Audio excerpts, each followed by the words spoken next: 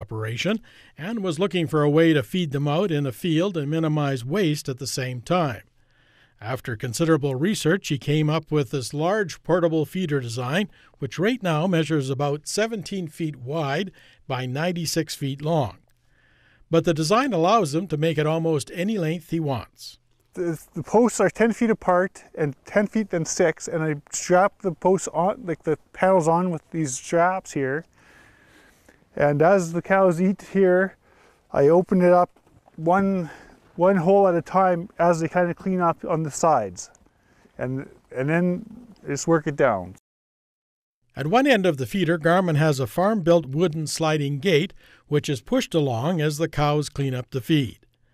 The gate is chained to the walls, giving him the option of releasing the chains and allowing the cows to push the gate closer to the feed pile as needed. But with experience, he's decided it's better if he's the one pushing the gate.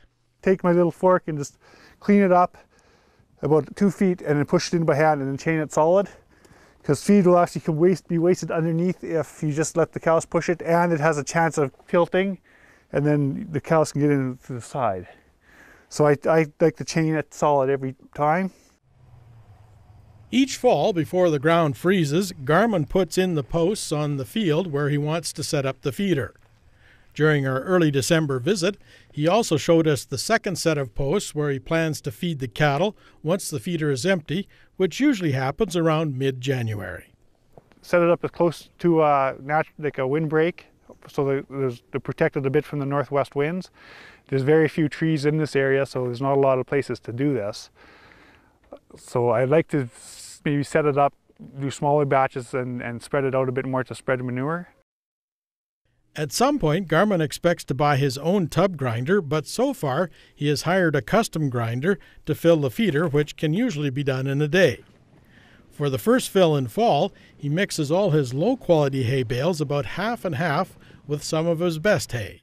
So I use up my poor feed while the cows are in their first and second trimester, and I save the little bit better feed for the second fill, so when they're starting to go into the third trimester and the winter's a bit colder.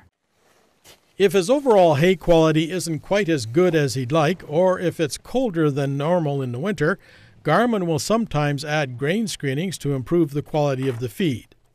He says even though it seems like a large cost to run a grinder for a day, he finds it to be cost-effective compared to feeding bales.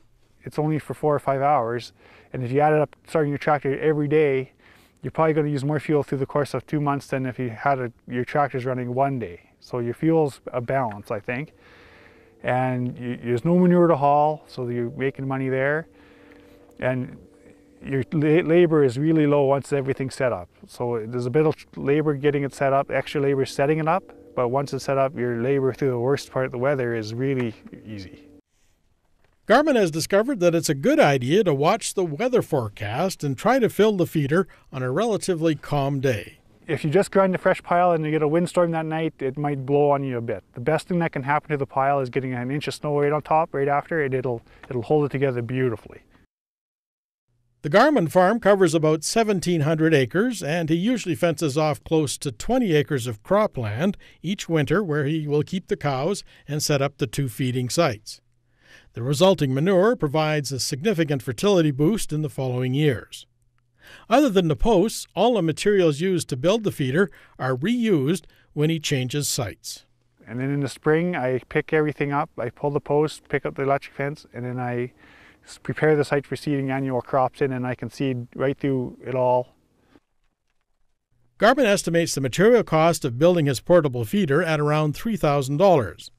He sees that while swath grazing has become popular with many producers, he feels this is a much better fit for how he wants to manage his mixed farm.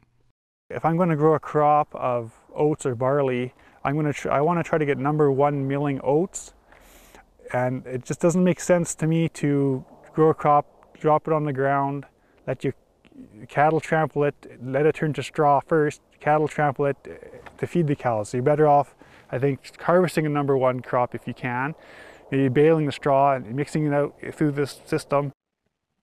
These cows will start calving in early April, which is when Garmin switches to feeding with his 3 portable farm-built round bale feeders. He figures they reduce feed waste to about 5% or less at a cost of about $700 per feeder. They hold 2 round bales. It's all 2x6 construction with bolted, all lumber's bolted. I got combine rub bars, and it's all bolted together so you can pull pretty hard on this thing without breaking it. There's a floor in it so you have no waste on the ground in the mud. After he started field feeding his cows, Garman quickly realized his calves needed to have shelter from the unpredictable prairie spring weather. We had a bad spring with lots of snow, cold snow, and I was frustrated. The cows were shivering, and I decided one afternoon I'd build a calf shelter. And so I started about 1 o'clock, and by 7 or 8 I had it done. And I put some straw, and the cows went in it, and they were just happy as all get out.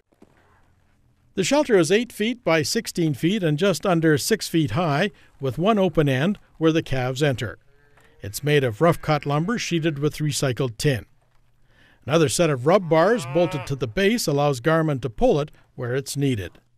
The material cost was around $200, which he figures is a small price to pay to protect his return during calving season.